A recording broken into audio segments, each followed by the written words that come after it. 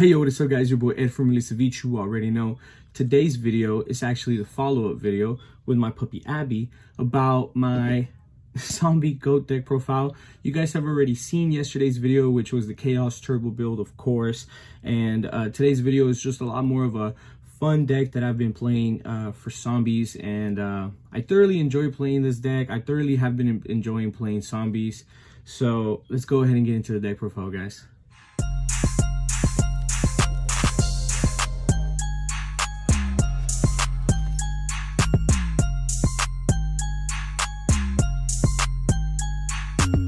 Before we continue with this video, make sure you guys check out my new sponsor, Dank Ritual Playmats. They have amazingly beautiful, high quality, 2-player cloth mats, which come in various colors. You guys can also get 10% off with coupon code Ceviche10. Make sure you guys check them out. Alright guys, we're going to go ahead and get started with the zombie video. I want to explain a couple of the things with zombies after the deck profile, so if you guys don't understand how maybe some of the zombie stuff works or how GOAT specifically works, I will explain a little bit of the interactions that I think that should be explained. But we're going to go ahead and get started anyway. For the first two monsters, Vampire Lord is definitely one of the monsters in this deck that is the most important, for the reason being that I feel like with this guy, it's just so much harder to get rid of him sometimes, because let's say if you have him on the field and then you attack, your opponent flips like Mirror Force or whatever, this guy comes back on your standby phase. It's just so hard to get rid of him through, like, you know, card destruction. If he gets beaten over because he summons out like a Jinzo and he beats over him by 400, he doesn't come back, but that's fine. Ryakoki, I played 2 of them because I've felt like I've ran out of like targets with the 3 turtles that I play, of course. So if I play 3, it's only gonna give me the 3 of them, but I feel like sometimes one tribute summon doesn't hurt. Having tribute summon monsters, this is probably some of the only tribute monsters that I play in this deck. Your recruiters, of course, you have your pyramid turtle, you have your giant rats, which are amazingly beautiful hobby leagues. I love hobby league cards, guys.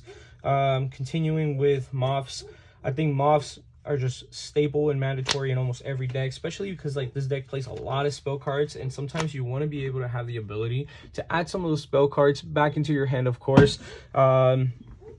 These are some of the best 2 recruiters in like all the game, I'm not even gonna lie. Tribe Infecting Virus just gets rid of so much. It's so good, so good. Playing 3 Kaiku is actually busted.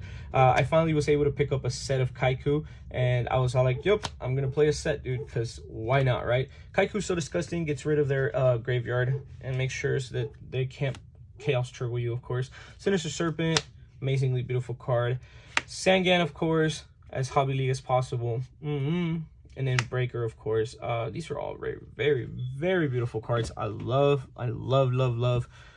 beautiful cards. We're gonna continue. I want to talk a little bit of like some interactions before I continue going on. Some small interaction that you guys might not know is that Giant Turtle can recruit. Giant Rat can recruit Pyramid Turtle. So it's pretty nasty. So like, let's say your opponent doesn't have any back row, or even if they did, whatever, it doesn't matter, and they have a monster who's like a 1500, right? You have your rat, 1600 even. You can just swing over with the rat. Your rat will get destroyed. Your rat will special summon out your Pyramid Turtle. That's simple. Then your turtle, of course, swings.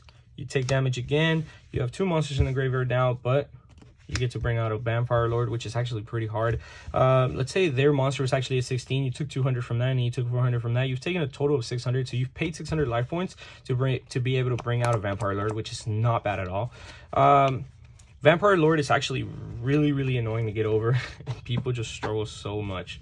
Continuing, of course, you have to play Pot, Charity, and Delinquent Duo. This is actually my favorite deck out of the 2 decks that I play. I play this the most. Sometimes I just bring out a deck and I'm like, what color do you guys want to play? And whoever I play at locals versus me, I'll just be like red or blue, and then they'll choose a color.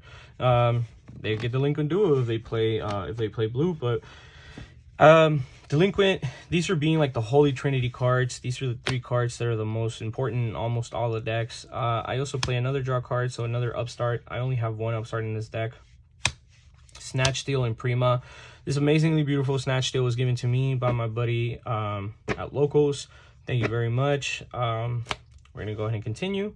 Heavy Storm and MST. These are all actually, like, except for Upstart, these are all mandatory staples. I feel like every GOAT player should have these in their deck because they will make you win. 2 Nobleman. I only have 1 Hobby Lake. I need another one. Nobleman staples. Now, this is what makes my deck so much more better against other people's decks, because creature swap is disgusting with Scapegoat.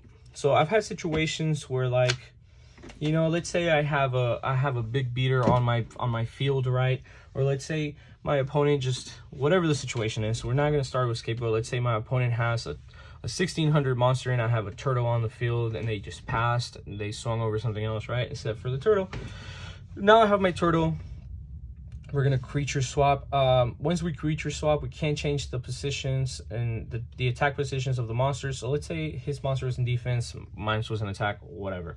They take the monster, I take their monster. It's a permanent swap. Like, that's it. But then there's also the situations where, like, maybe they have a big beater and I have Scapegoat tokens. I would change one of my tokens to attack, creature swap, give them the attack token, take their monster, swing over their token, and it's like if I just swung directly to him, because the token does get destroyed or whatever, but it's like they're going to take whatever damage of that monster was. Double Book of Life. I considered playing 3, but sometimes even 2 is a brick. There's literally just, it's game to game, honestly. Lightning Vortex, it's literally Raigeki. That's the reason why I also play Sinister Serpent in this deck. I've seen a lot of, like, zombie players not play Sinister Serpent for the specific reasons, right? But the thing is that I feel like you have to do it because you have cards like that in my deck that help you discard, and then you just get so much out of it. Ring of Destruction, Call of the Haunted, Mirror Force. These are all mandatory staples. Now, this is the card that I've been taking into this deck. The easiest way also to get rid of, like, my vampire, so like my my zombie vampire, what is it? Fuck. Vampire Lord. There you go. I said zombie. My Vampire Lord. One of the best ways to get over it is that you can just banish it. So I've actually had my opponent, like, banish 2 of my red cookies, my Vampire Lord, and I was purposely trying to get him banished too. And then in one big push, after I, like, mirror forced him or something, on my turn, I just flipped that, paid half my life points, whatever, but all of those monsters came back, and I just OTK'd. Bottomless. Bottomless is so good. Like, I don't understand why people don't play more Bottomless. I think it's actually super, super nice to being able to have the opportunity to play Bottomless. What are some nice things that I can say about this is that with Sangan, I normally go from Sangan into, like, Pyramid Turtle or even Giant Rat, just depending on the situation. But I don't want to sacrifice another 200 life points, right, quote unquote, if I can just go straight into what it is. Sinister Serpent's nice. Dude, I don't know, man. This deck is just so much fun. I feel like all the interactions, I've said them on the video before, so if you guys want to know some more interactions you guys can do, and go check out my previous video, which was the Chaos Turtle video. I think for Yu-Gi-Oh has just been becoming kind of stale for me. Now with Despia coming out, it might just be a little bit more fun again. But Go is just something that I'm easily able to just fall back on and just thoroughly enjoy, have a lot of fun with it. It's just so cool, dude. Some of these cards are amazingly beautiful, and I keep saying amazingly beautiful just because, like, I know that Richly kind of gives me shit for it. But yeah, guys, pick up Goat, man. Goat's so much fun. And if you guys catch me at locals and I'm not doing anything, come up to me, ask me if I want to play some Goat. I'm more than likely going to be down. Make sure you have your own deck if you have a deck. If you don't, I have one anyway. But I see you guys at locals, and see you then.